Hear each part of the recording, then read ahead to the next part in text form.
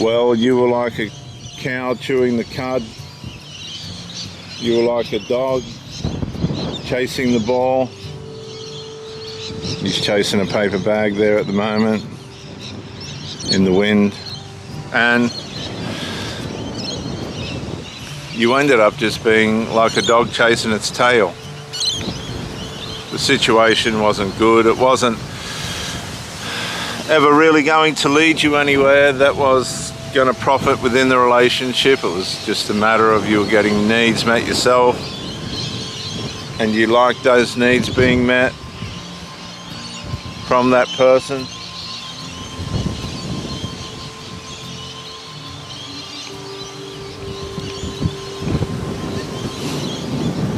And by that person. But what you didn't realize is the relationship wasn't developing. It was just a matter of both of you swapping supply, swapping each other's intimacy. There were too many things that were unresolved.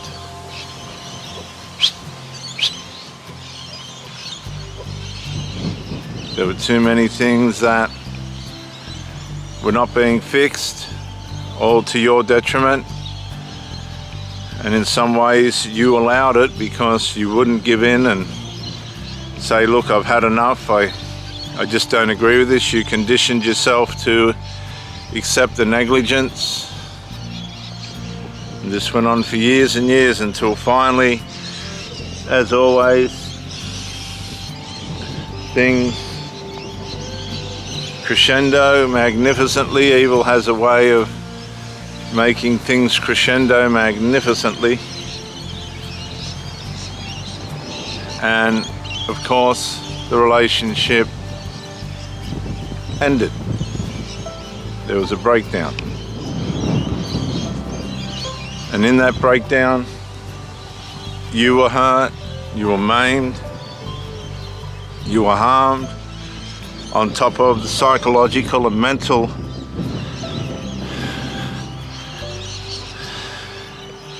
abuse that you had suffered through behavior that just wasn't acceptable, be it by way of omission or way of commission for what they were doing and what they weren't doing.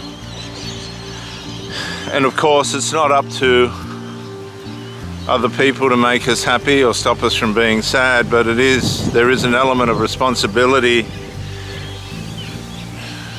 that we share with people in a relationship to make sure that we don't bring aggravation, frustration, torment, sadness, harm, mental and physical harm, because when you disrupt the flow,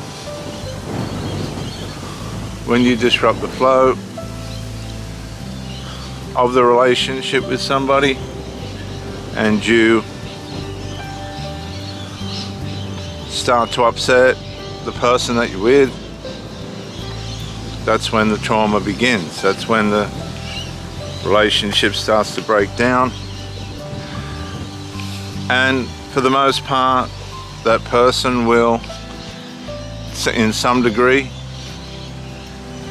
bring things back into line or temporarily try and make things look like they're being fixed. Some people will just ignore the problem altogether and condition you or entrain you to put up with it. You'll allow yourself to undergo that, and you shouldn't. You've allowed yourself to be weak by submitting to this. You're not there to suit, come mate,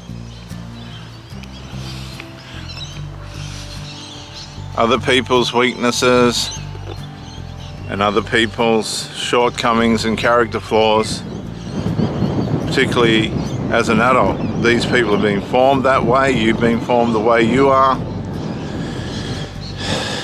and what you're seeing is real. It's not a game, it's real. It's real life stuff with real life people doing real life things. And it's not working out for you. That's why you're feeling empty, troubled, anxious. You don't really want to talk about it because you're confused. You don't understand what's happening to this person, but they've played the game of narcissism. They've been led into their sinful carnal nature. See, there is an element where they are conscious and an element of where they're not conscious of what's happening to them, because our sinful nature goes fluid into our conscious mind and starts to make us do, without us even knowing, things that we don't want to do. We self-destruct. We destroy everything around us that's good. You might have been the shiny new toy for this person. They thought they'd found a cure for themselves, a supply that was going to last and not run out, a supply they were never going to get tired of, a supply that was going to keep them fulfilled for the rest of their life. You may have even married that person, only for the stars to align against you and to manifest their children, be it in a second marriage, against you. And of course they've got to go with what their children want. I've suffered terrible injuries and mental injuries, physical injuries that I'll carry for the rest of my life by being deceived by the covert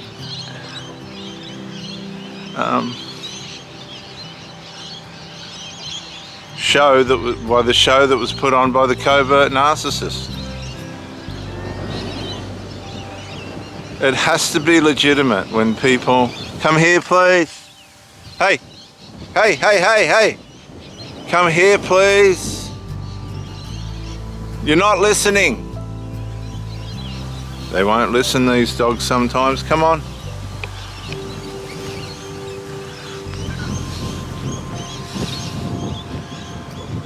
And they start to harm you at such a level, and you'll have this person harming you and you'll be getting attacked. You'll be getting attacked directly by demons, and so you've got a war going on. This is called spiritual warfare. And if the person's not listening to what you want, they're gone. They're already gone. Their value has been lost. Here. They haven't got the value that you need from them. And what people don't get taught anymore is you detach.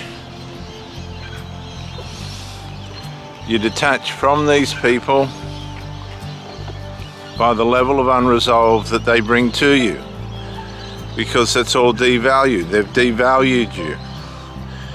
And as you're being devalued and demoralized and punished, because that's what they like, they seem to gravitate towards this neglectful punishment. They didn't do this at the start. This all happens over time, micro-incrementally over time, and you getting trained to tolerate it and put up with it. You have to pull back. You have to pull back according to the unresolved that you're trying to deal with, according to the aggravation that you're trying to deal with. You detach. And you'll find that a lot of these people will not get things in order because they're not capable of it. It's how they live, that's how they are. But they've hidden it. And now the mask slipped off. You're not the shiny new toy anymore. You're just another form of supply that the shine's gone off. And these micro-incremental negligences of omission and commission in which they harm your mental health and possibly cause you to have a physical accident are all indications that you are not as valuable as you thought you were, and that you need to detach go no contact and let that person find somebody else to abuse.